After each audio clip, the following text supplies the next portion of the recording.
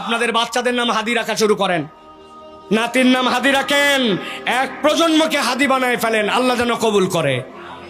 Doctor Mir Mosharraf Hossain ওনার নাম। বলছেন এক বাপ তার ছেলেকে নিয়ে আসছে, নিয়ে আসার পরে বলছে রক্ত পরীক্ষা করা লাগবে। তো ওই ছেলে কোনোভাবেই রক্ত দিবে না, 8 বছর বয়স, ভয় পাইছে, রক্ত দিতে অনেকে ভয় পায়। তখন তার বাপ বলছে ভয় পেলে তুমি হাদি হবে কিভাবে? ওই ছেলে সাথে সাথে হাত বের করে দিয়ে বলছে ডাক্তার সাহেব আমার রক্ত নেন। এটা হাদির সফলতা। আল্লাহ শাহাদতের মর্যাদাটাকু এইভাবে আল্লাহ কবুল করছেন যে আমার তরুণেরা হাদি হতে চায়, এক শ্রেণী হাদির স্বপ্নকে ভুলাই দিতে চায়।